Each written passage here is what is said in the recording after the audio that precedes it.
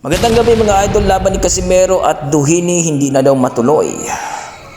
Jerwin Ancahas ay handang-handa na dito kay Takuma Inoue sa kanilang laban. Yan ang ating pag-uusapan ngayon mga idol, pero kung bago naman kayo sa ating YouTube channel, baka pwede makahingi ng isang like, subscribe at pakipindot na rin ang ating notification bell. Well mga idol, alam naman natin na kung saan ay talagang bulgara na po at pinag-usapan na talaga itong si Casimero at si Duhini ang maglalaban dito sa eliminator bout.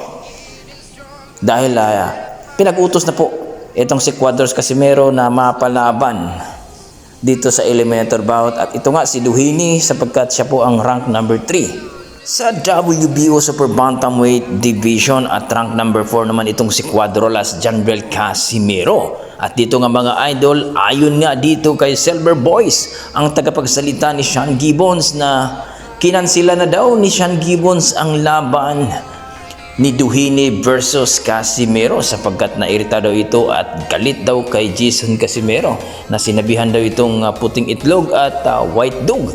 At dito nga mga idol malaking panghihinayang po ang mga boxing fans na pagkakataon na sana ni Cuadros Casimero na magpakitang gilas dito sa kanyang laban dito kay Duhini. Well mga idol, gaya ng sinabi ng mga boxing fans na wala daw problema yan.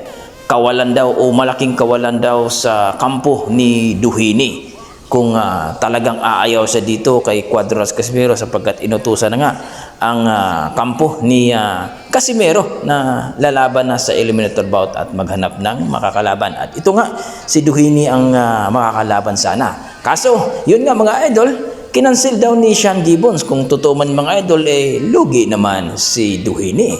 Well, sila rin ang dihado mga idol kasi itong si Casimero ay maghahanap rin ng makakalaban.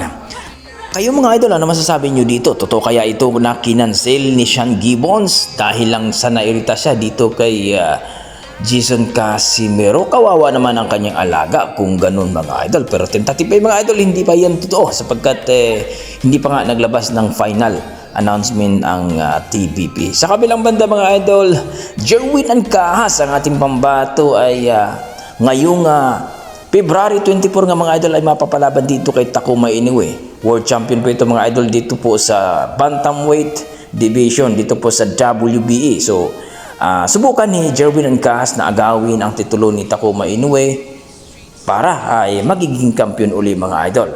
Well mga idol, ayon nga sa mga boxing fans ay ito nga, no, hindi po na-content itong si Jerwin Ancahas. Baka nag-alala ang mga boxing fans na baka po ay hindi handa itong ating pambato. Sana man po mga idol handang-handa ito para manalo sa laban dito kay Takuma Inoue. Kayo mga idol, ano masasabi nyo dito? Handang-handa baga itong si Jerwin Ancahas? 100% ba ang kanyang kondisyon para talunin itong si Takuma Inoue? I-comment mo na sa baba mga idol para ating pag-usapan. Maraming salamat.